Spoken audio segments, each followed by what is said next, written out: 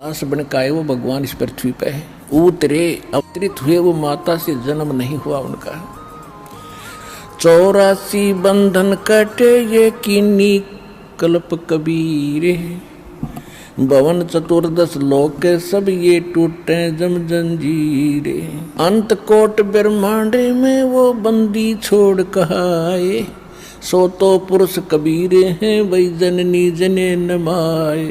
शब्द स्वरूपी साहेब धनी ही शब्द से अंध सब माही, बाहर भीतर रम रहे जहाँ तहाँ सब ठाही। जल थल पृथ्वी गगन में वो बाहर भीतर एक, पूर्ण ब्रह्म कबीर हैं अवगत पुरुष अलेख।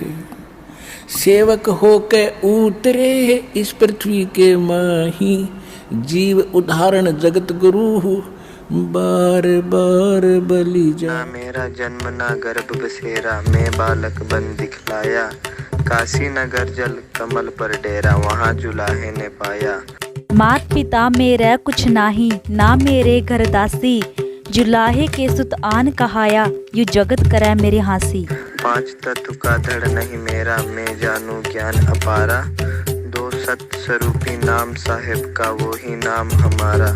कबीर साहिब जी के 625वें प्रकट दिवस के उपलक्ष्य में सत भक्ति ज्ञान प्रस्तुत करता है। विशेष सत्संग का लाइव प्रसारण 1 जून 2022 से 7 जून 2022 तक प्रतिदिन सुबह 10 बजे से। कुरान शरीफ में दिखाएंगे भगवान कैसा है और उसका नाम क्या है। एक शेख फरीद नाम के पुण्यात्मा थे, एक साधु थे। वो बचपन से ही उनको परमात्मा की एक लगन लगी थी। कुछ पूर्व संस्कार होते हैं, अच्छे माता पिता मिल जाने से भी वो बच्चे के संस्कार अच्छे नए तैयार कर देते हैं, उसका स्वभाव जोड़ देते हैं परमात्मा से। शेख फरीद जी बचपन से कुछ शरारती थे और अपनी माता जी को परेशान करते थे, शरारत करते रहते थे। तो माता जी ने उनको कहा, बेटा आप नमाज कीजिए। तो बच्चा था, वो कहने लगा मैं क्यों करूं ये नमाज, मुझे क्या लाभ होगा, क्या मिलेगा। तो माता जी ने सोचा कि ये शरारती बहुत है, इसको नमाज पर करने लगा दूं, ये कुछ समय तो मुझे शांति से जीने देगा, मैं अपना काम कर लूंगी घर का। तो माता ने कहा कि बेटा अल्लाह तुझे खजूर देगा। शेख फरीद जी को खजूर बहुत अच्छे लगते थे, रुचिकर खाता था।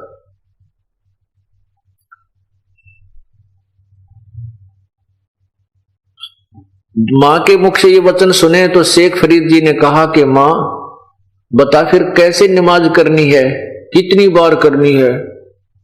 मां ने कहा बेटा 5 बार करनी है, और कैसे करनी है मैं तुझे बता देती हूं, तुझे ज्यादा तो याद रहेगा नहीं, तो ऐसे करना। एक चद्दर बिछा दी और उसके ऊपर कहा कि आंखें बंद करके मत्था टेक ऐसे, और ये कहते रहना अल्लाह मुझे खजूर दे, अल्लाह मुझे खजूर दे, और जब तक मैं नहीं कहूं तू आंखें मत खोलना। ठीक है, माता जी ने एक वस्त्र बिछा दिया साफ, और शेख फरीद जी ने उसको मत्था टेक कर और कहने लगे आंखें बंद करके अल्लाह मुझे खजूर दो, अल्लाह मुझे खजूर दो। तो माता ने क्या किया कि 2 पत्तों के बीच में लपेट कर और खजूर रख दिया उसके उस कपड़े का नीचे जिसके ऊपर वो नमाज कर रही थी। अब शेख, जब माता ने तो कहा नहीं कि उठ ले, उसने काफी देर करा अल्लाह खजूर दे, अल्लाह खजूर दे।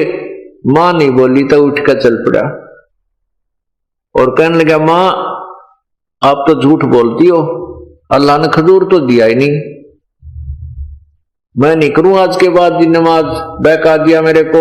मां ने कहा नहीं बेटा अल्लाह बहकाता नहीं है, तेरा कपड़ा उठाकर देख जिस पे तू नमाज करता था। उसने जा करके वो कपड़ा उठाकर देखा तो खजूर, 2 पत्तों के बीच में खजूर रखा हुआ। खूब खाया, कूदता फिरा। कुछ देर के बाद फिर कहने लगा, मां वो कपड़ा बिछा, मैं नमाज करूंगा। अब वो प्रतिदिन नमाज करने लगा, मां को थोड़ी शांति मिलने लगी और वो प्रतिदिन उसके कपड़े के नीचे खजूर रख दे और वो खावे। एक दिन माता जी को याद नहीं रहा खजूर रखना, और शेख फरीद अपनी नमाज करके जितना समय उसने निर्धारित कर दिया, इतनी देर करूंगा, ला खजूर दे खजूर दे, फिर उठकर वो खजूर उठाकर खाने लग जाता था। उसी प्रकार प्रतिदिन की तरह शेख फरीद जी ने कपड़ा उठाकर देखा तो वहां पर खजूर रखा था, अब वो खजूर खाता हुआ आ रहा है। अब मां ने देखा कि शेख फरीद, आज तो मैं खजूर रखना भूल गई, और ये शेख फरीद, ये फरीद उठेगा और उठते ही ये फिर खजूर नहीं मिलेगा तो इसका विश्वास टूटेगा। तो माता बहुत धार्मिक थी, पूर्व संस्कार की पुण्यात्मा थी, क्योंकि अच्छे माता पिता के घर पर अच्छे ही पुण्यवान बच्चों का जन्म होता है। तो उसने हृदय से पुकार की। उसको याद आया कि अब शेख फरीद उठने वाला है और मैं खजूर रखना भूल गई, ये भगवान, उस बच्चे का विश्वास टूट गया। तो वो बहुत शरारती है, कभी नमाज नहीं करेगा। इतना मां अंदर से पुकार सोच ही रही थी, उठ के चली थी वो लेकर के खजूर रखने के लिए। उधर से वो क्या देखती है कि शेख फरीद खजूर खाता हुआ नमाज करके पूरी आ रहा है। अब मां ने जब देखा कि खजूर खा रहा है, उसने पूछा, बेटा ये खजूर कहां से लाया तू? शेख फरीद बोला, माता जी अल्लाह प्रतिदिन ही तो देता है मुझे खजूर, उस कपड़े के नीचे से उठाकर लाया। पुण्यात्माओं, परमात्मा के खेल अजब हैं, अजीब और गरीब होते हैं, और हम उसमें यह सोचा कि ऐसा नहीं हो सकता, वैसा नहीं हो सकता, तो हमारा सिद्धांत गलत है। क्योंकि परमात्मा के विषय में यह सोचना कि वो ऐसा नहीं कर सकता, वो ऐसा नहीं कर सकता, वो अधूरा भक्त है, वो विश्वासी नहीं है। वही शेख फरीद जी बड़ा होकर के घर त्याग गया, क्योंकि उसमें परमात्मा की कसक थी। प्रभु ने उसके लिए ऐसी अनहोनी लीला भी की। अब देखो, आत्मा परमात्मा को ढूंढ रही है जब से वो भगवान से बिछड़ी है। अब परमात्मा को पाने का, आत्मा को यह पता है कि परमात्मा मनुष्य जैसा है, मनुष्य रूप में, साधु रूप में, संत रूप में या किसी भी प्रचारक के रूप में आता है। इसलिए वो संत परमात्मा को, संत को परमात्मा का स्रोत समझती है आत्मा, इसलिए संतों के पास जाते। तो ऐसी आत्मा भटकती हुई परमात्मा की चाह में इन नकली संतों के फंस जाती है। इसी प्रकार शेख फरीद जी एक तपस्वी संत के का शिष्य बन गया।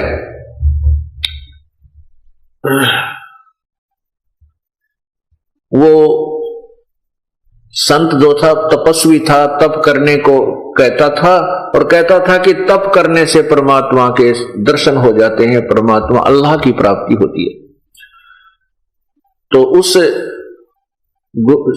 ऋषि संत जी ने अपना एक आश्रम बना रखा था, उसमें 5-6 परमानेंट शिष्य रहते थे।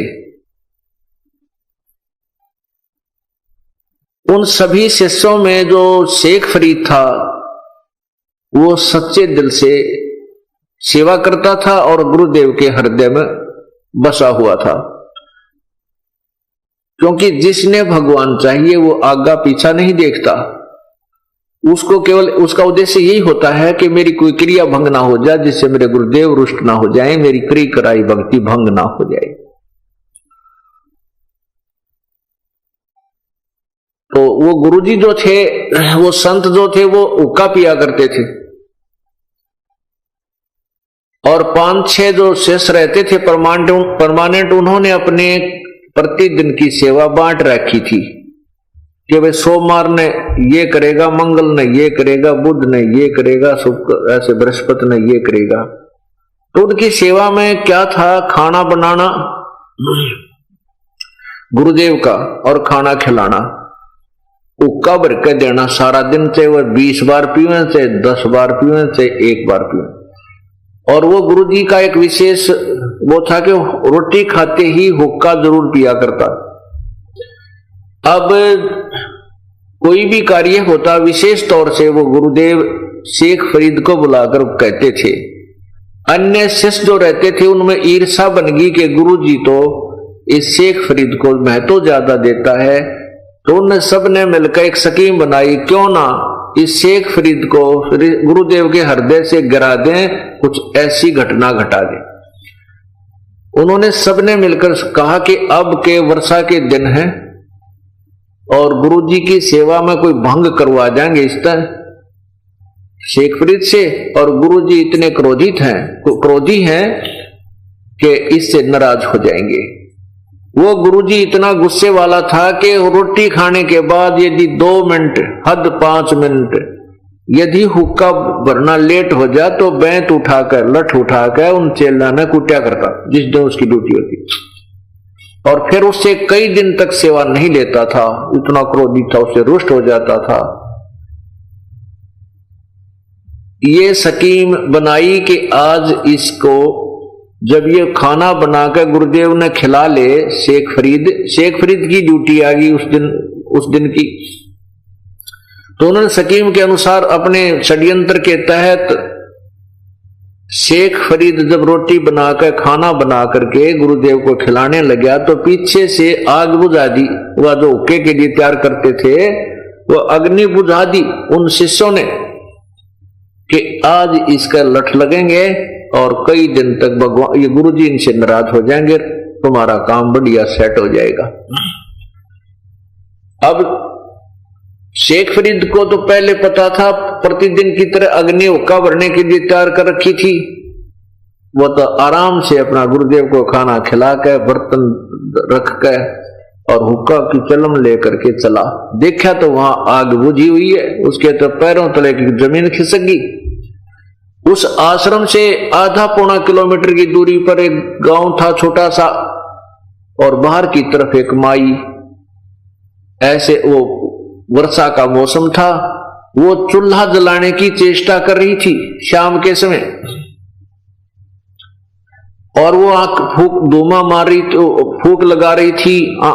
गिला ईंधन होने के कारण वो धुआं धावा उस बहन की आंखों में, माई की आंखों में जाकर लग रहा था। वो दुखी हो रही थी, आंखों से आंसू पानी निकलता है जैसे धुआं लगने से।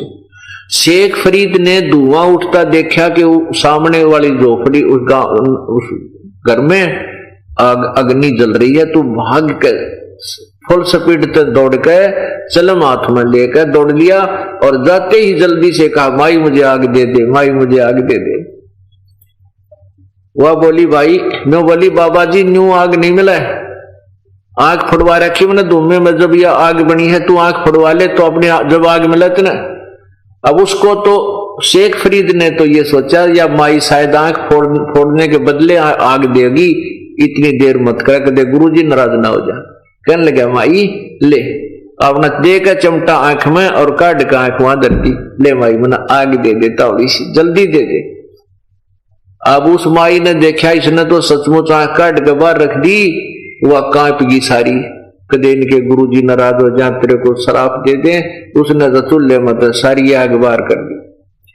आंख के ऊपर बांध का एक पट्टी अपना कपड़ा, फूटी हुई आंख के ऊपर शेख फरीद ने कपड़ा बांध लिया से और बरका चलम और फिर दौड़ लगा दी।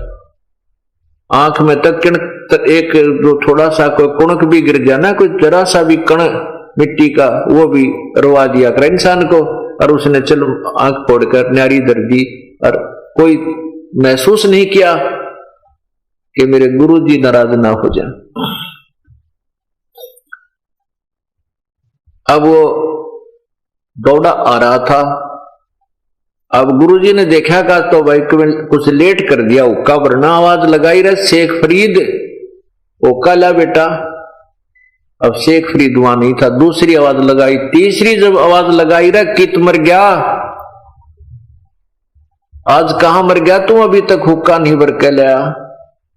जब तीसरी आवाज लगाई गुरुजी ने खूब दहाड़ के, तो दो निकट पहुंच गया शेख फरीद, कहने लगा आ गया गुरुजी, आ गया गुरुजी। अरे क्या बात होगी कि चला गया था गुरुजी, यहाँ मौसम खराब था, अग्नि बुझ गई गुरुजी, माफ कर दो, ये गांव से जाके लानी पड़ी। अच्छा रख देता है। अब ओका रख दिया। जब गुरुजी ने देखा उसकी आंख का पट्टी बंध रही थी। अरे आंख का के लाग गया बेटा? वो कहने लगा गुरुजी सब आपकी दया, सब ठीक है, ठीक है गुरुजी सब ठीक है। न्यू कह के वो जाकर बर्तन धोने लग गया, मुंह फेर कर। गुरुजी ने सोचा को लाग गई छोटी मोटी कंकर कुंकर, अपना बांध लिया होगा इसने कपड़, कोई ऐसे ही दवाई ला ली होगी। सुबह के उस माई ने तो रात में नींद आई नहीं, ये तो बहुत बात बिगड़ेगी, उसके गुरुजी को पता लगेगा, तेरे को श्राप देगा। वो माई सुबेरे उस आंख ने रख के एक मटके के ढक्कन पे और उसको लेकर के गुरुजी के पास गई। संत जी के ऊपर से सामने माफी मांगने लगी, पैर हाथ जोड़े माफी मांगे, माफ कर दो गुरु महात्मा जी, मेरे से गलती होगी, आपका सेवक गया था, मैं दुखी हो रही थी, बहुत दुख मुश्किल से आग तैयार की थी, इसने ऐसे ऐसे कहा, मैंने इसको कह दिया कि तू आंख फोड़वा ले, इसने सचमुच आंख फोड़ दी। महाराज जी मेरी गलती नहीं है, इसने सचमुच आंख निकाल दी, मैं तो वैसे दुख में गुस्से में वैसे कही थी। अब वो गुरुजी सोच रहा, संत सोच रहा, या माई कह क्या रही है? माई तू मुझे पूरी विस्तृत व्याख्या बता, क्या कह रही है? तो उसने सारी कहानी बताई कि ऐसे ऐसे आपका सेवक गया था शेख यो फरीद नाम का, और वो जाना करते गांव वाले ये सबके नामों तक परिचित थे, और महाराज जी में इसने तांखें निकाल के दे दी। तब गुरुजी ने आवाज लगा रहे शेख फरीद इधर आ बेटा। और शेख फरीद गया तो कहा बेटा ये आंख के लग गया? कहने लगे गुरुजी आप तो अंतर्यामी है, मैं क्या बताऊं? तो कहा गुरुदेव ने कहा खोल इस पट्टी ने। उसने पट्टी खोल दी तो आंख नो की नो पाई। आंख जो की तो मिली वो, लेकिन थोड़ी सी छोटी थी। अब पुण्यात्माओं, अब शेख फरीद की क्या दोष है बेचारे का? ऐसा सिद्धि युक्त संत जो गुरु मिल जाए कि जो आंख भी फूटी हुई आंख को भी ठीक कर दी। तो शेख फरीद की को साधना में कोई संशय नहीं रहा कि जो साधना गुरुजी ने बताई है या सही है, इसके अतिरिक्त कोई साधना नहीं है, और ऐसा सिद्धि युक्त हमारा गुरुदेव है इस पृथ्वी पर नहीं है। पुण्यात्माओं, ये ज्ञान, ये तत्व ज्ञान से आपको निर्णय होगा कि हम कैसे उलझ गए इन संतों के चक्कर में, इनको हम कैसे पूर्ण संत मान बैठे एक छोटे से चमत्कार के कारण। ये सब कालबली के खेल हैं, इस ज्योति निरंजन का खेल है। ये एक लीला ऐसी करवा देता है। उस संत ने सारे जीवन में वो जो साधना भक्ति करी थी वो जादूगरी दिखा दी। शेख फरीद की एक आंख को फूटी हुई को ठीक कर दिया, और वहां आसपास के क्षेत्र में वो संत पूज्य हो गया, और उन संतों के उन गुरु शिष्यों के लिए वो भगवान हो गया। अब उसके अतिरिक्त वो तो मानने नहीं किसी की, चाहे बेशक उनको जो कोई आकर भगवान भी अल्लाह भी आकर नो कहे कि संत ठीक नहीं, इसका मार्ग ठीक नहीं, कति नहीं मानने, क्योंकि आंखें वो ऐसी सिद्धि देख रहे।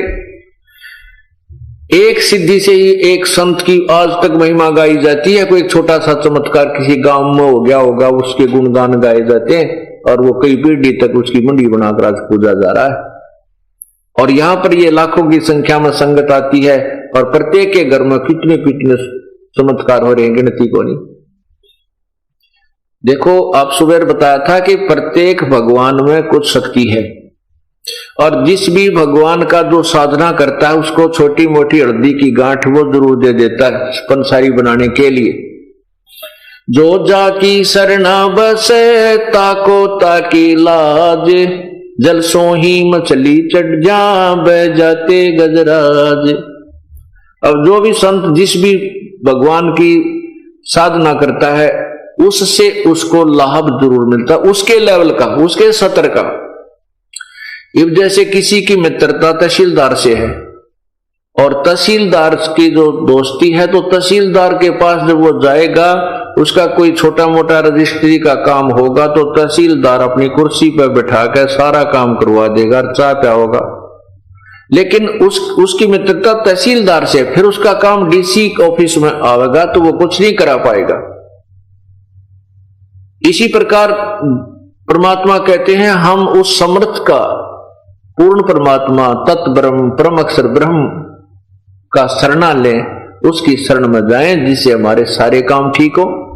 जैसे प्रधानमंत्री का कोई नुमाइंदा, कोई व्यक्ति हमने मिल जावा तो मुख्यमंत्री भी हमारे साथ और यहाँ के सब प्रशासन भी हमारे साथ और सारे काम आप हो। समर्थ का शरणाग हो रंग होरी हो, भाई कभू न हो एकाज राम रंग होरी हो। समर्थ का शरणा लो रंग होरी हो, और कदे ना हो अकाज राम रंग होरी हो। रोरी माने खुशी।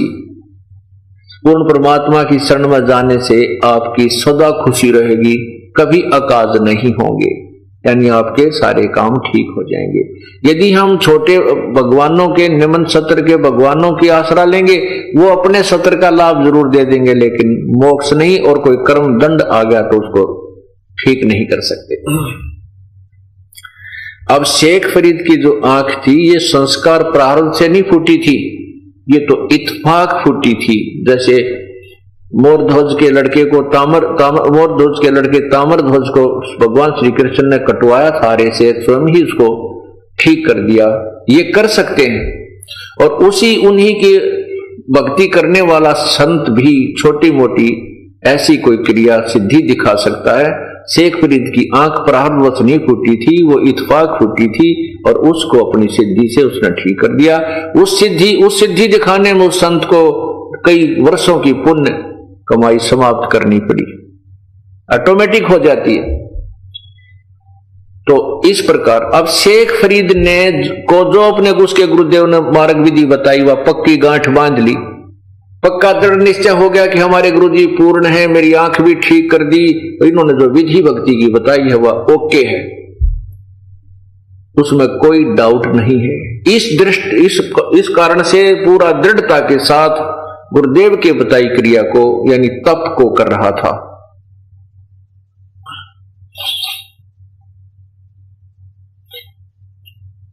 गुरुदेव का शरीर पूरा हो गया, अर्थात तो मृत्यु को प्राप्त हुए। उसके बाद शेख फरीद ने वो आश्रम छोड़ दिया, क्योंकि उसका उद्देश्य परमात्मा पाना था। गुरुदेव ने बता रखा कि तप से परमात्मा पर प्राप्ति होगी, अल्लाह के दीदार होगा। अल्लाह का दीदार माने दर्शन, साक्षात्कार। जैसे अभी आपने सत्यार्थ प्रकाश में पढ़ा था, भगवान निराकार है और उपासना से पाप तो कटते नहीं है, और परमात्मा का साक्षात्कार भगवान मिल जाता है। निराकार भी और साक्षात्कार भी है, दोनों बात बताओ भाई कैसे हो सकती है? यही थोड़ी एक की नहीं, जिसको तत्व ज्ञान नहीं, और आज तक जिसने भी ज्ञान दिया बताया, वो सब ने, यही सब संतों ऋषियों ने, मजहबों ने परमात्मा को निराकार ही बताया है। तो शेख फरीद जी ने सोचा, भाई गुरुदेव ने बहुत कहा है कि तप से भगवान मिलेगा, क्यों ना इस तप करके शरीर ने खत्म कर दूं, क्या बनेगा इस मिट्टी का यदि परमात्मा नहीं मिला था। तब खड़ा होकर किया, बैठ कर किया, धोने लगा कर किया, ऊपर ने पैर करके, नीचे ने सिर पद्मासन शिरासन करके किया। आखिर में सोचा एक कुएं के अंदर एक कुआं था, उसके ऊपर वृक्ष था, वृक्ष की टहनी उसके कुएं के ऊपर के गई हुई थी और छाई हुई थी। तो उस ऊपर वाली टहनी में एक रस्सा बांध के, अपने दोनों पैरों के अपने रस्सा बांध के शेख फरीद ने, और वो क्या करता था कि कुएं में उल्टा लटक जाता था। 12 वर्ष तक कुएं में उल्टा लटक कर शेख फरीदी ने परमात्मा के दर्शन करने के लिए साधना की, गुरुदेव के बताए अनुसार। गुरुदेव ने तप करना बताया था, तो उसने तप और कठिन करने की चेष्टा की, किसी प्रकार अल्लाह के दर्शन हो जाए। अब 12 वर्ष के दौरान अन्न भी बहुत कम आहार किया, क्यों किया कि कम खाना खाऊंगा तो कम बाथरूम जाऊंगा और कम ही पानी जो है ना फ्रेश होने जाना पड़ेगा, इसलिए ज्यादा से ज्यादा समय मेरा तप में जावे। इसलिए सवाम कहते हैं 12 वर्ष में शेख फरीद ने 50 शेर सवामन अन्न यानी 50 किलो गेहूं खाए, अन्न खाया। 12 वर्ष में 50 किलो अन्न। अब हिसाब लगाओ एक दिन में कितनी एवरेज पड़ी, मेरे ख्याल में तो 10 ग्राम की भी ना पड़े, 50 ग्राम भी नहीं पड़े पूरे दिन में। 12 वर्ष के दिन लगा हिसाब करके देखें तो कहने का भाव यह है कि वो शरीर इतना जीर्ण शीर्ण हो गया कि सारा शरीर के हड्डी पंसली न्यारी दिखे। अब वो शेख फरीद जी एक बार बाहर आ जाते थे, कुछ देर बाहर लेटते थे, फिर कुएं में जाकर उल्टे लटक जाते थे। अंत में उनकी ऐसी स्थिति होगी कि जैसे कोई मुर्दा पड़ा हो, मुर्दे बाहर लेटे हुए को मुर्दा जान करके कौवे आगे उसकी आंख निकालने के लिए, उन्होंने देखा कि इस मुर्दे में और तो मांस की तो है नहीं क्योंकि हड्डी पसली खाल चिपकी हुई है। आंखें निकालने के लिए कौवे माथे पर आकर बैठ गए। तब शेख फरीद ने कहा, भाई कौव्यो, मेरी एक अर्ज है तुम्हारे से, मेरे शरीर में कहीं मांस तुम्हें नजर आए इसको खा लो भाई, मेरी आंखें मत फोड़ो, मेरी इन आंखों को मत खाओ, मुझे भगवान के दर्शन करने की इच्छा है, मैं परमात्मा के दर्शन करना चाहता हूं, मेरे दर्शन होने के बाद बेशक इनको खा लेना तुम। अब शेख फरीद ने सोचा कि यहां तो ये कौवे भाई तेरी आंख निकाल लेंगे, अब तू ऐसे कर इस कुएं में लटक जा, नीचे नहीं आ पाओगे। रोता हुआ कि अब तो शरीर का भी अंत होने जा रहा है और अल्लाह का दीदार हुआ नहीं, दर्शन नहीं हुए। हे भगवान, यह क्या बना इस माटी का, मुझ नीच में कोई त्रुटि रही होगी प्रभु, गुरुदेव ने तो मार्ग से ही बताया। अब परमात्मा तो कहते हैं, तप से राज मदमानम जन्म तीसरे शुक्र शवानम। तप से राज्य होता है, राज से फिर राजा का अभिमान इतना हो जाता है कि वो इतने पाप इकट्ठे कर ले जाता है, तीसरे जन्म में कुत्ता गधा सुअर की जूनी को प्राप्त होता है। अब परमात्मा ने, क्योंकि हम उस परमात्मा कबीर जी की आत्मा है, अल्लाह अकबर की आत्मा है, अल्लाह कबीर की आत्मा है, उसी को दया आती है, रहम आता है। उसने उस परमात्मा की ये भी चिंता रहती है कि कहीं इन आत्माओं का भगवान से विश्वास ना उठ जाए, और जिस समय भक्ति समय आएगा, भक्ति काल आएगा, कहीं वहां उस समय तक भगवान का नाम और निशान समाप्त ये काल ना करवा दे। इसलिए वो परमात्मा स्वयं अपनी कृपा भी बख्श करके उन पुण्य आत्माओं को बाहर जाते हैं, आते हैं, फिर चले जाते हैं।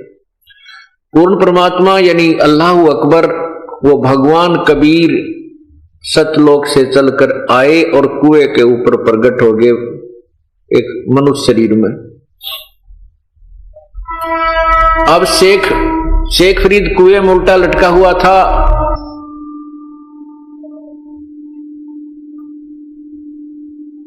परमात्मा ने वो रस्सी पकड़ी और उसको ऊपर को, जैसे कुएं से बाल्टी खींचते हैं पानी की, रस्सी पकड़कर, तो ऐसे खींचने लगे उसको ऊपर को।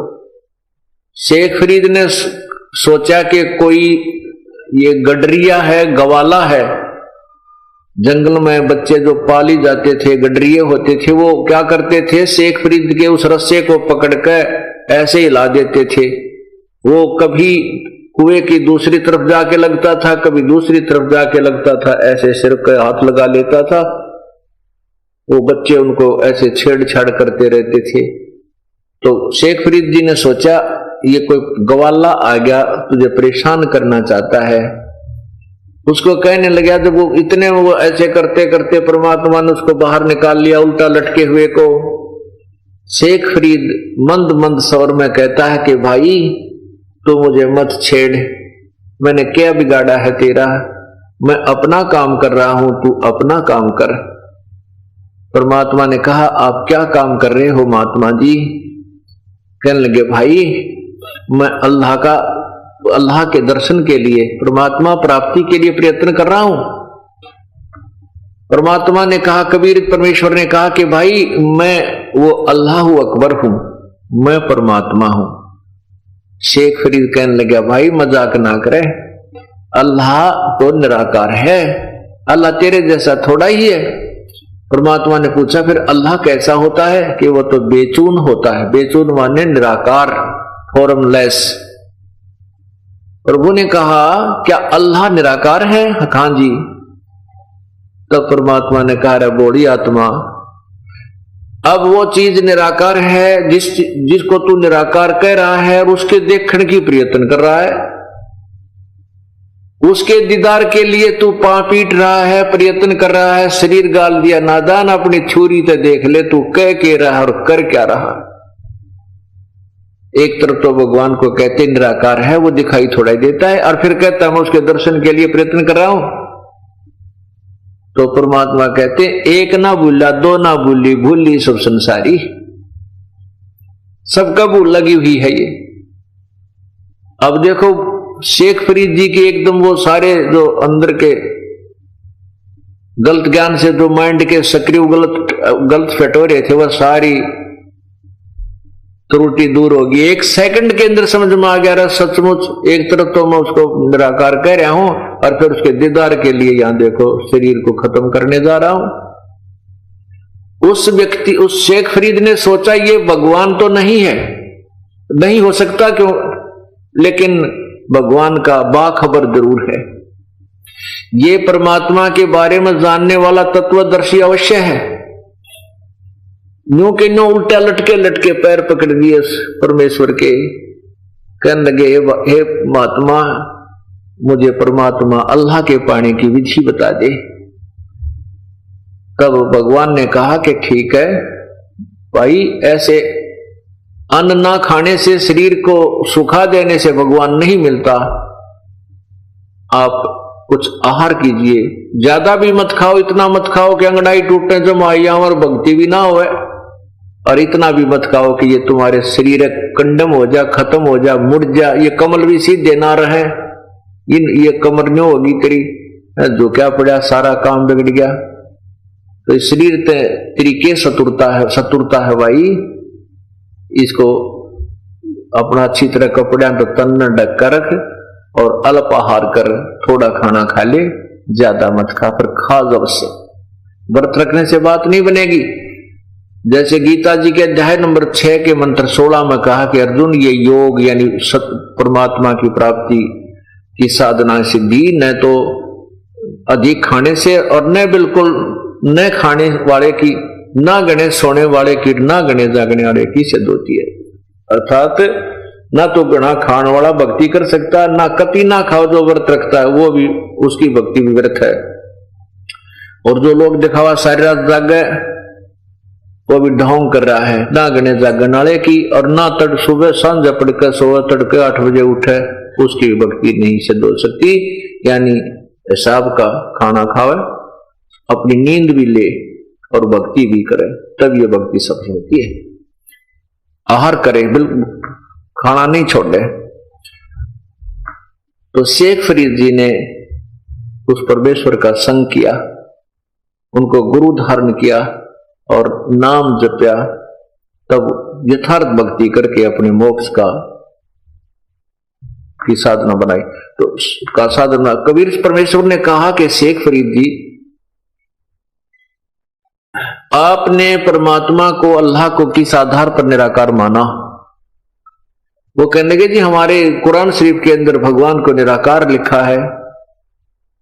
तब परमात्मा ने कहा कि कुरान शरीफ सूरत फुरकानी 25 आयत नंबर 52 से 58 तक 59 तक पढ़कर देखिए उसमें क्या लिखा है। परमात्मा आइए कि जो रानी बनी हुई थी वह बहने पहना करती थी, परंतु परमात्मा याद नहीं किया, क्योंकि राजा लोग अपनी बेइज्जती समझते हैं कि हमारी बहन बेटी या पत्नी माँ बहन कोई किसी अन्य स्थान पर जावे तो उसकी हो जाती है। अपनी इज्जत समझते हैं बहन बेटियों को कारों और कोठियों में रखने का, उन्हीं में चलने की, इस प्रकार की उनकी व्यवस्था वो आप ही बनाए रहते हैं। और सत्संग में आए बिना इस जीव को ज्ञान नहीं होता तो जो कर्म कर रहा है ये कहां तक ठीक है और कहां तक अनुचित है। सत्संग में आने से वो रानी, वो बहनें जो अन्य भी साहूकारों की बेटी बहन स्त्रियां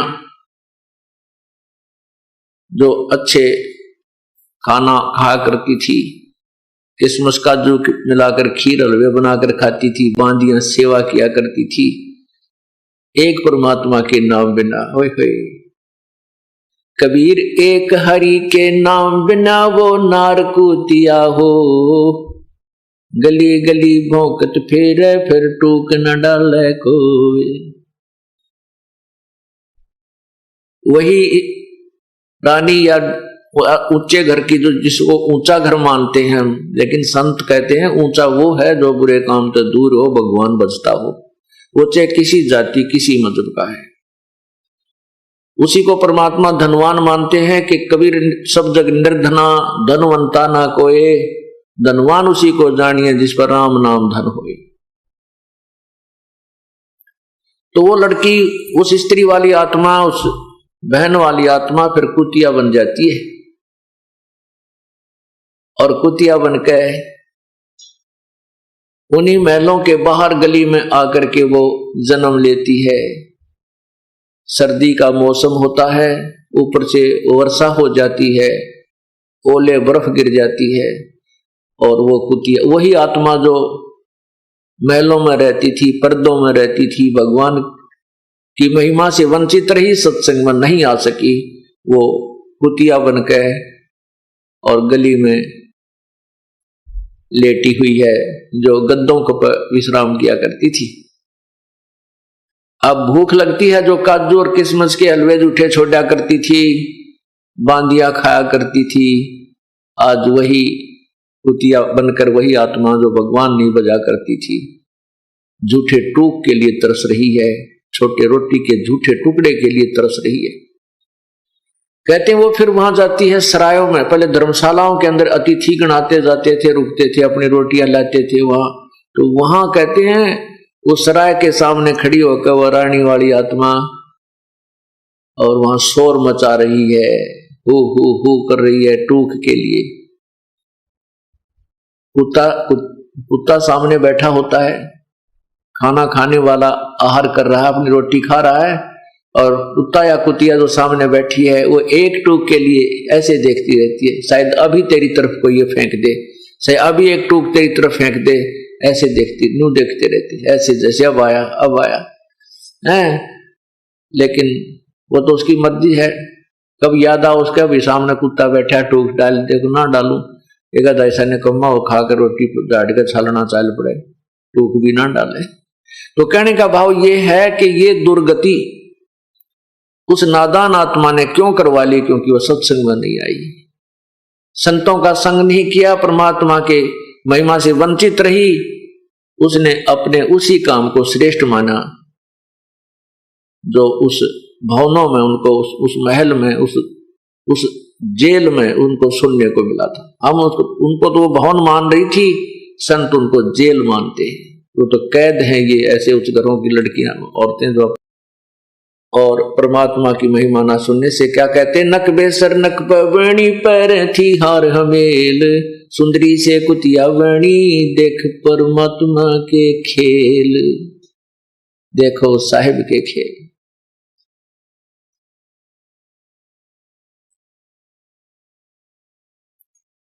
इसलिए प्रभु याद दिलाते हैं,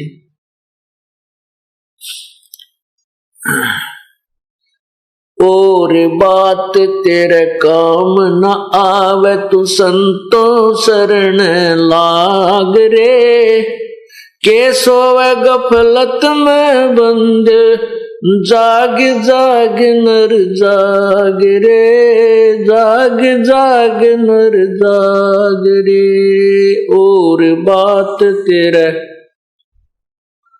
संतों शरण लाग रे, के सोवे गफलत में बंद।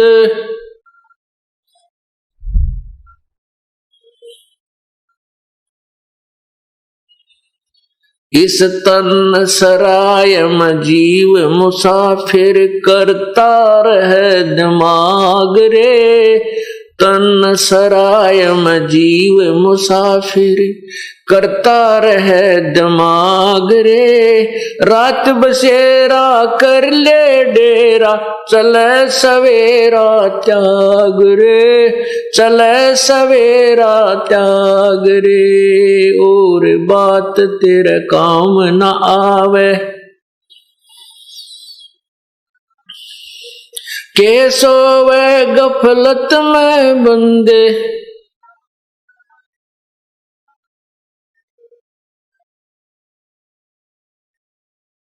उमदा चोला बन अनमोला, लगे दाग पे दाग रे। उमदा चोला बन अनमोला, लगे दाग पे दाग रे।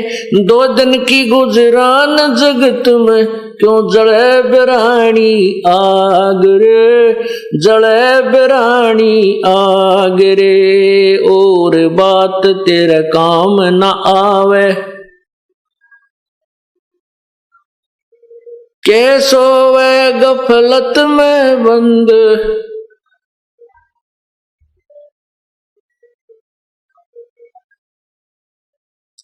और बात तेरे काम न आवे, तू संतों शरण लाग रे।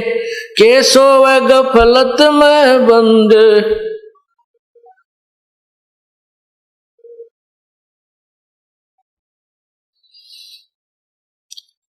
और बात तेरे काम न आवे, तू संतों शरण लाग रे। के सोवे गफलत में बंद।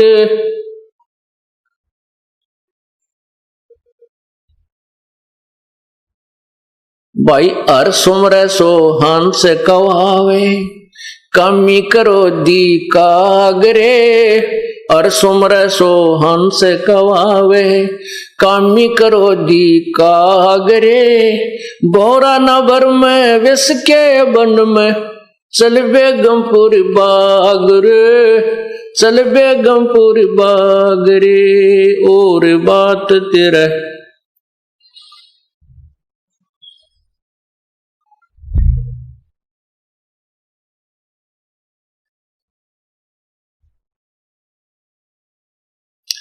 जाग जाग नर जाग रे। और बात तेरा काम न आवे, संतों शरण लाग रे। के सोवे गफलत में बंद। जाग जाग नर जाग रे, जाग जाग नर जाग रे। भाई शब्द सैन सतगुरु की पछाणी, पाया अटल सुहाग रे। शब्द सैन सतगुरु की पछाणी, पाया अटल सुहाग रे। नितानंद महबूब गुमानी, प्रगट्य पूर्ण भाग रे, प्रगट्य पूर्ण भाग रे। और बात तेरे काम न आवे, के सोवे गफलत में बंद। जाग जाग नर जाग रे। और बात तेरे काम न आवे, तू संतों शरण लाग रे। के सोवे जाग जाग नर जाग रे। सत साहिब इस तन सराय में जीव मुसाफिर करता रहे दिमाग रे। रात बसेरा कर ले डेरा, तू चले सवेरा त्याग रे। ये शरीर एक धर्मशाला बताई है। संतों ने इस जीव को जगाने के लिए नाना प्रकार के उदाहरण दिए हैं। इस शरीर को एक चलती फिरती सरा समझो, धर्मशाला समझो, एक रेस्टोरेंट समझो, और इसमें आपको ये जो आपको रेस्टोरेंट में रहने के लिए यानी इस धर्मशाला में रहने के लिए जो समय मिला है, वो आपने जितने पैसे जमा करा रखे हैं उतने समय के लिए आपकी बुक हो चुकी है। और जिस दिन वो समय आपका पूरा हो जाएगा, आपके पैसे समाप्त हो जाएंगे, आपको ये धर्मशाला, ये सराय छोड़नी पड़ेगी, इसमें नहीं रहने देंगे। आप अगर ठीक ठाक से नहीं निकलते हो, सब इच्छा से नहीं आते हो, तो आपको उठा करके बाहर उसके नौकर निकाल देते हैं। धर्मशाला आपने किस लिए धर्मशाला में गए हो, किस लिए आप दूर देश में जाकर के अपना घर छोड़ करके धर्मशाला में गए हो, रेस्टोरेंट में रुके हो, उसका उद्देश्य भी कोई अवश्य होगा। वहां आप बिजनेस करने गए हो, आप वहां किसी व्यवसाय के लिए गए हो, और जो उस धर्मशाला में कमरा बुक करा के वहां व्यवसाय करते हैं, अपना कोई बिजनेस करते हैं, वो लोग 2 के 20 बना लेते हैं। वो अपना दुगने तिगने चौगने धन को इकट्ठा करके बना करके वापस स्वदेश आ जाते हैं। और जो व्यक्ति उस धर्मशाला में जाकर के, सराय में जाकर के कमरा भी बुक करा लिया और जो मूल धन लेकर गया था उसमें से शराब पीवे, हुक्का पीवे, जुआ खेले और सिनेमा देखता फिर, व्यवसाय किया नहीं, जिस उद्देश्य से गया था वो काम करा नहीं, तो वो कंगाल हो जाता है। और फिर वो कंगाल होने के उपरांत कितना कष्ट उठाता है। इसी प्रकार इस तन सरा में जीव मुसाफिर करता रहे दिमाग रे, रात बसेरा कर ले डेरा, चले सवेरा त्याग रे। अब मनुष्य शरीर प्राप्त करके हम संतों के विचार तो सुनते नहीं। अब आप में घने समझदार बुद्धिमान बने बैठे, अपनी अपनी अटकलों से अटके बैठे हैं। मेरा लड़का ऐसे पढ़ गया, वो इंजीनियर बन गया, मेरा लड़का ऐसे पढ़ गया, IAS कर गया, IPS कर गया। अब वो जो पढ़ाई उन्होंने पढ़ी है उसमें तो विद्वान हो गए वो, इसमें कोई शक को नहीं। लेकिन परमात्मा ने जो परमात्मा को प्राप्ति का जो ज्ञान है और इस मनुष्य शरीर का जो उद्देश्य है, वो तो ज्ञान उनको ना हुआ। फिर वो अपने अपने दिमाग से अटके रहते हैं। इस तन सरा में जीव मुसाफिर करता रहे दिमाग रे, अपनी अपनी कहते रहते हैं, इसने काम बने नहीं। अपनी अपनी कह गए इस दुनिया के मां, बिन साहेब की बंदगी की ठौर ठिकाना न। अपनी अपनी तो दुनिया कह के चली जाती है, और बड़े बड़े वैज्ञानिक भी पता नहीं के अन्वेषण करके चले गए। लेकिन आगे क्या होगा? जो परमात्मा की भक्ति नहीं करते थे और जो ये AC बना कर चले गए, जहाज बना दिए, ये उन को नहीं मिलना है। वतना बेड़ा कि तक कुत्ते और गधे की जुनी में गए होंगे, क्योंकि परमात्मा की भक्ति उन्होंने करी नहीं। इस प्रकार इस तन सराय में जीव मुसाफिर करता रहे दिमाग रे, ये रात बसेरा, ये पूरा जीवन आपका एक रात्रि समझो। इस धर्मशाला में आप अपना टाइम पास कर रहे हो, और जब ये जीवन अंत होगा, आपके शरीर का अंत होगा, जब आप शरीर छोड़कर जाओगे आपका सवेरा होगा। ये एक सौपन होगा। आज जिसको आप बेटा मानते हो, बेटी मानते हो, माता मानते हो, पिता है, मेरी कार है, कोठी है, मेरी जमीन, इतने एकड़ मेरी जमीन है, जब सौपन सा होगा, जैसे सौपन में हम कई बार कार में बैठे होते हैं, रांची स्पीड पर चला रहे हैं, कभी ब्रेक मारते हैं, कभी गियर बदलते हैं, क्लच दबाते हैं, और जब सपना टूट जाता है तो रजाई में पैर मारते पावा, वो कार नहीं होती। तो ऐसे ही जब ये शरीर छूट जाएगा, उस समय आपका वो सपना टूटेगा, यू सवेरा होगा। फिर आप सोचोगे कौन था मेरा बेटा, कौन थी मेरी कोठी, आपको याद भी ना होगी कौन थी। फिर तो वो यम के दूत दिखाई देंगे ऐसे बूंदी आकृति, जिसके देखते कालजा पाटे भूल जाएगा सब कुछ। मैं कौन था, कितना आया था, मैं राजा था या कोई सेठ था या गरीब था। तो फिर उसको उस समय ये बात याद आती है, अरे मैं आया था किस लिए संसार में, इसलिए आया था कि भगवान की भक्ति करूंगा। वो तो की नहीं, ये सारा जीवन मेरी बकवादा में खो दिया। इस जीव को फिर धर्मराज के सामने उस न्यायाधीश के, प्रभु के न्यायाधीश के समक्ष खड़ा कर दिया जाता है। वो न्यायाधीश धर्मराज पूछता है कि सुना भाई, दिखाओ तुम्हारे इसकी गठड़ी खोल कर देखो, देखो ये क्या कुमा के लाया है, कितना पुण्य और कितने पाप हैं इसके। तो वहां तो कहने की देर ही है कि उसी समय उस आत्मा की एक फिल्म चल पड़ेगी।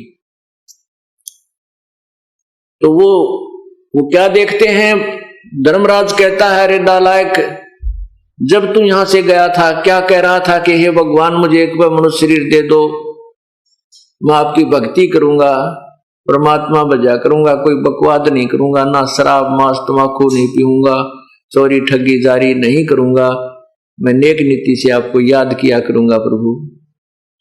और अब क्या करके आया है तू देख, उसके एक फिल्म चला दी जाती है, वहां पर गवाह की जरूरत को ना भगवान को, परमात्मा को वहां पर किसी एविडेंस की आवश्यकता नहीं है। एक फिल्म जो हमारे यहां जैसे हम जितने भी कर्म करते हैं, एक फिल्म हमारे कंप्यूटर अंदर मस्तिष्क में एक परमात्मा ने कंप्यूटर फिट कर रखा है जीव के अंदर। उस कंप्यूटर में कोड वर्डों में हमारे सब कर्म विद्यमान रहते हैं, चाहे हम बुरी सोचते हैं, अच्छी सोचते हैं, अच्छा करते हैं या बुरा करते हैं। और इसकी एक कॉपी प्रतिदिन धर्मराज के दरबार में इस फिल्म की चली जाती है, वहां फैक्स हो जाती है। उस समय ये जीव वहां धर्मराज के दरबार में खड़ा होता है, उसके सामने किए हुए उसके सुक्रम और कुक्रम की एक फिल्म चल पड़ती है। ये नीची गर्दन कर लेता है, क्योंकि वहां ये नो भी ना कह सकता मैंने यो पाप ना करा, यहां तो झूठ बोल कर हम झूठी गवाही देकर बरी हो जाते हैं किसी मुकदमे में, लेकिन वहां झूठ नहीं चलेगी। उसके लिए फिर वो क्या कहता, भगवान इब का गलती बन गई, एक बार मनुष्य जीवन फिर दे दो मुझे, मैं फिर आपको बहुत याद करूंगा, परमात्मा की भक्ति किया करूंगा, शुभ कर्म करूंगा, ऐसे पाप मैं फिर नहीं करूंगा जो इस फिल्म में मैं देख रहा हूं, ये मैंने बहुत गलती कर दी। तब धर्मराज जी कहते हैं, अरे नालायक, तू प्रत्येक बार ये बकवाद कर, ये बहाने बनाता है, देख तू कितने मनुष्य जन्म दिया मैंने तेरे को। एक ट्रेलर दिखाता है उसके पिछले जन्म जन्मांतर के पिछले वो फिल्म चलाता, देख एक मनुष्य जीवन तू गया जब क्या कह रहा है कि भगवान इब का तो मैं पूरी भक्ति कराया करूंगा, परमात्मा को याद करूंगा, पूरे बुरे कर्म नहीं करूंगा। और देख तो उल्टा फिर क्या लाया इस जीवन में, वह कुकर्म करके आया, भक्ति की नहीं, इतने पाप कमा कर लाया था। उससे दूसरे जन्म में देख, तीसरे में देख, चौथे में देख।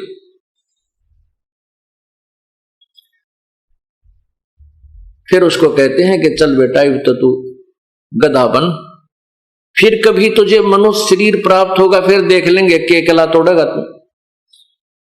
पुण्यात्माओं, आज हमें यह मनुष्य शरीर मिला है, सभी सदग्रंथ और सभी संतों की जो विचार हैं जिन्होंने परमात्मा पाया है, वो सभी ये कह रहे हैं कि मानुष जन्म दुर्लभ है भाई, मिले न बारंबार।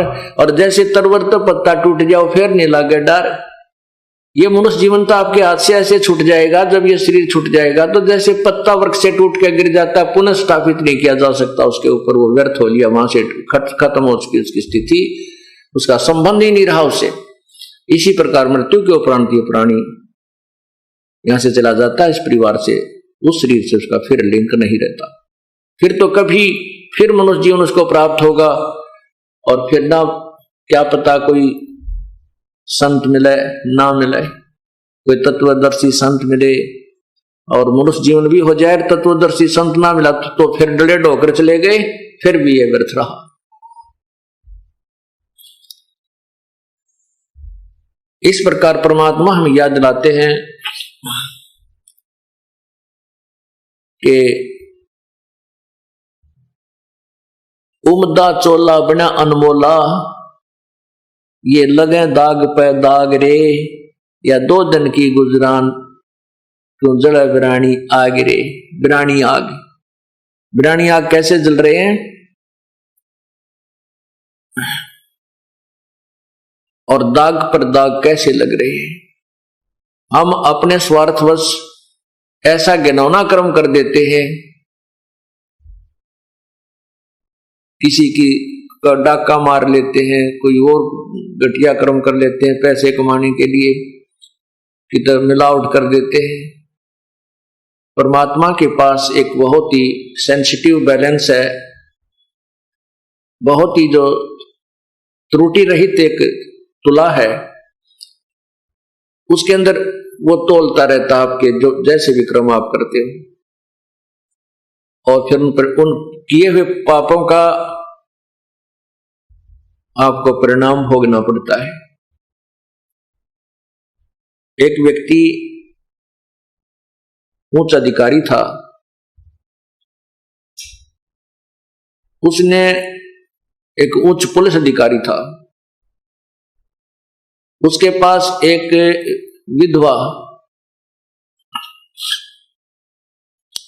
विधवा स्त्री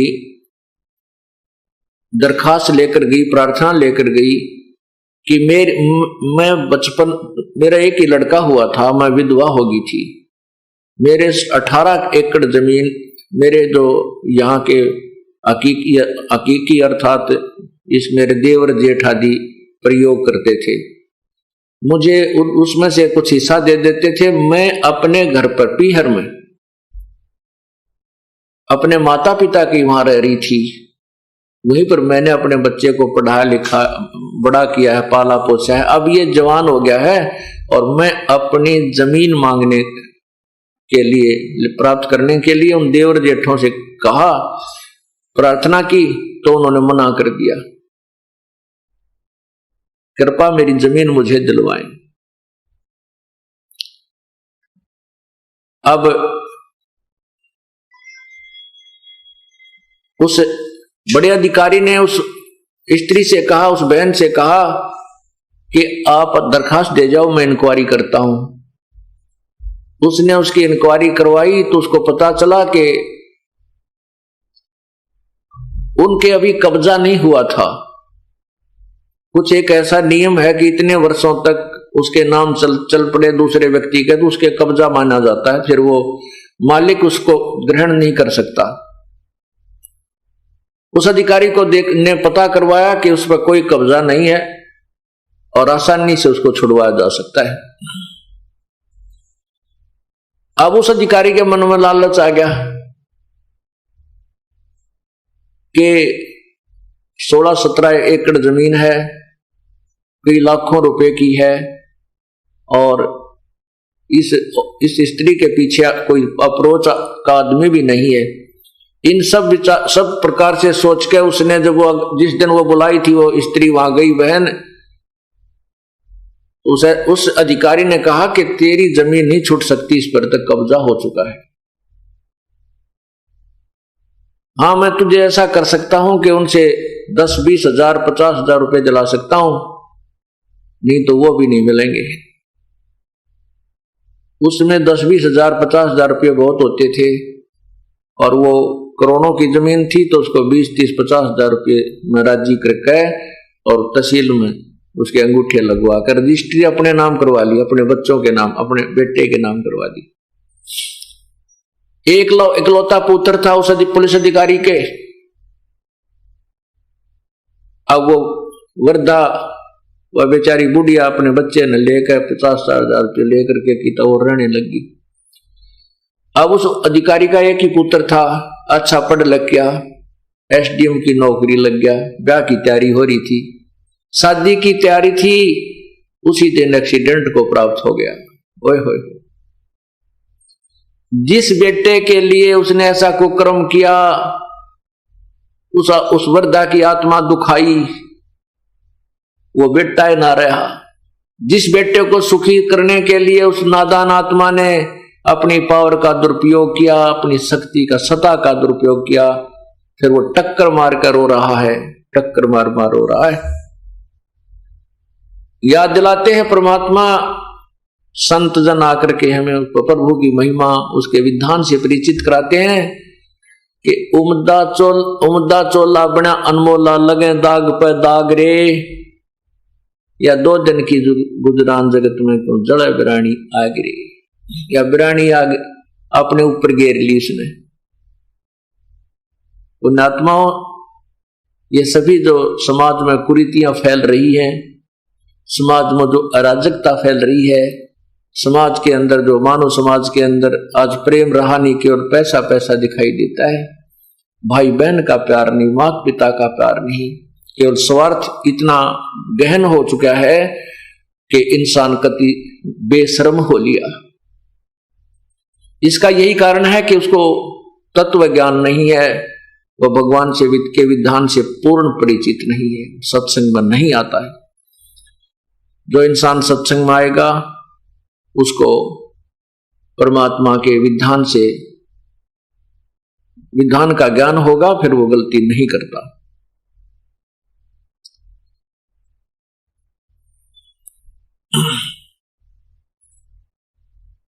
फिर बताया है कि हर सुमरे सो हंस कहावे, कामी क्रोधी कागरे। हर सुमरे सो हंस कहावे, कामी क्रोधी कागरे, और भौरा ना भर में विष के वन में चलबे गमपुर बागरे। परमात्मा की भक्ति करता है उसे भक्त कहते हैं। हर सुमरे सो हंस कहावे, कामी क्रोधी कागरे।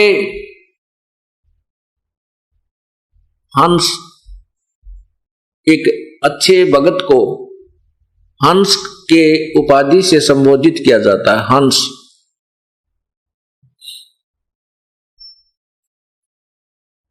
हंस किसे कहते हैं? एक पक्षी होता है हंस, सफेद बुगले जैसा ही होता है, और उस हंस के अंदर एक गुण होता है कि उस किसी पात्र में आप दूध और पानी जल मिलाकर डाल दीजिए, हंस जब दूध को उसको पिएगा तो दूध को पी लेता है और जल को छोड़ देता है, दूध और पानी को भिन्न भिन्न कर देता है, दूध और पानी का छान लेता है, यानी अच्छी वस्तु को ग्रहण कर लेता है, जो उसको आवश्यक नहीं उसको छोड़ देता है, पात्र में रह जाती है। एक ऐसा परमात्मा की दया से उसके अंदर गुण है, वैसी उसके शरीर की व्यवस्था प्रभु ने बनाई है। और हंस में दूसरा गुण यह होता है कि वो एक ही सरोवर पर बुगला भी होता है, जो मछलियां खाता है, कीड़े खाता है, घोंघे खाता है, और उसी पर वो बुगला भी होता है। दोनों का शरीर एक जैसा है, पक्षी दोनों ही हैं, लेकिन हंस मोती खाता है, मछली घोंघे और कीड़े नहीं खाता। ये दूसरी पहचान है, उसको हंस कहते हैं। इसी प्रकार ये मनुष्य शरीर उसका भी है जो चोरी करता है, डाके करता है, मारता है, ठगी करता है, दो के 20 बनाता है, रिश्वत देता है, शराब पीता है, मांस खाता है, जीव हिंसा करता है, वो भी मनुष्य है। और जो सत्संग में आते हैं, बुराई से दूर हो गए हैं, परमात्मा की राम नाम की मोती ही उनको अच्छी लगती है, परमात्मा की महिमा ही उनका आहार होता है, वो बुराई नहीं कर सकते, ये उनका पहचान होती है। उन्होंने दूध और पानी को छान लिया है, उनको नीर खीर को छान लिया उन्होंने, वो हंस कहलाते हैं, वो भक्त कहलाते हैं।